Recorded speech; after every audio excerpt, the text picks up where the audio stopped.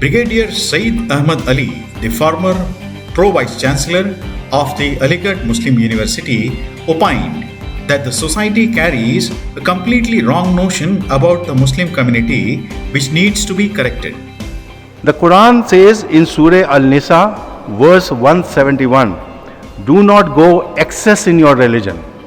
ज़्यादती मत करो, किसी के साथ जुल्म और ज़्यादती मत करो. This is from Surah Al-Nisa. God has said, the Prophet himself said, no extremism, that is in Arabic called ghulu, with those who are adversaries. Do not indulge in extremism. No ghulu. And he also exhorted that do not commit excess, which those whom you are fighting with or those who are weaker than you. I'll give you a very beautiful ayat of the Quran which says, if someone kills another person, unless it be for murder, it would be as if he has murdered the entire mankind. This is from Surah Al-Madina of the Quran, verse number 32. Killing somebody in whatever name that you can call it is not allowed in Islam. Permission to fight has been given in Quran to those who have been wronged. ये नहीं था कि साहब उसने तो कुछ नहीं किया था, हमने इसके ऊपर अटैक कर दिया.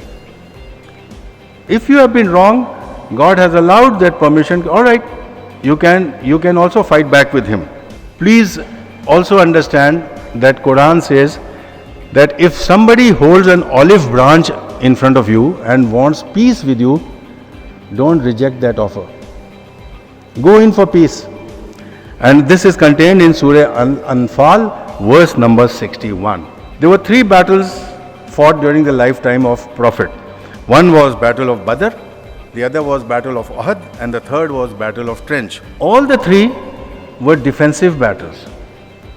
None of them were aggressive battles.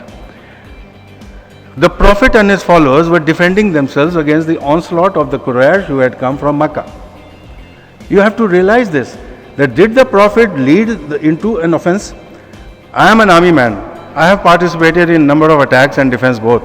I know what is offensive battle, what is a defensive battle. All the 3 battles were fought in defense. I have been told by my friends that there is a ayat in Quran which says, kill the mushrikeen. That is, those who are non-believers, kill them.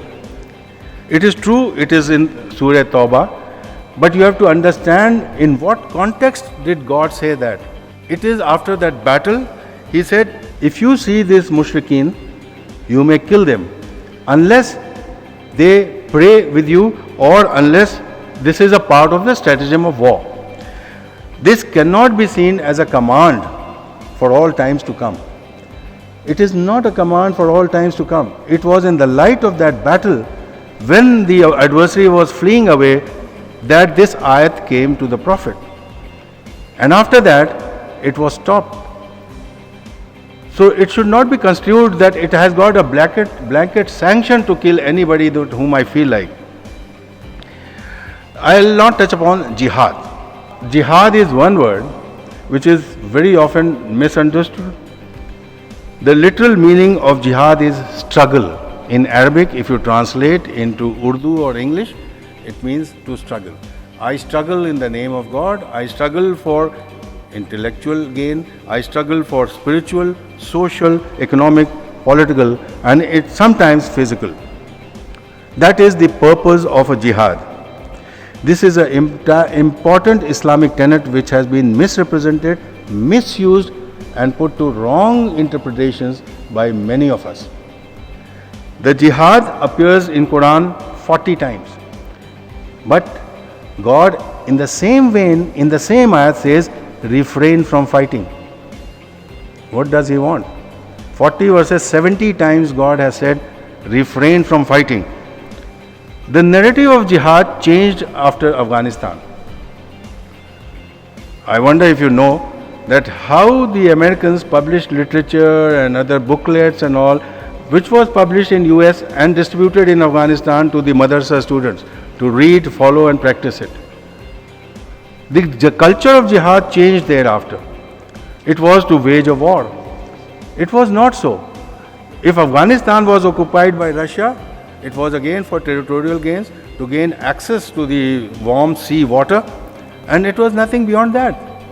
But some other power also jumped in and they said Islam is in danger. Islam khatre mein hai. And then they exhorted people to fight against the Americans. Jihad cannot be a war seen as an aggression. It is not a war for territorial gain. It cannot be ordered by one individual like Mullah Umar. It has to be a collective decision. Unless the whole Qawm stands up, yes, we will fight a jihad, one individual cannot fight a jihad. Jihad cannot be declared by anybody on anybody. Please understand that.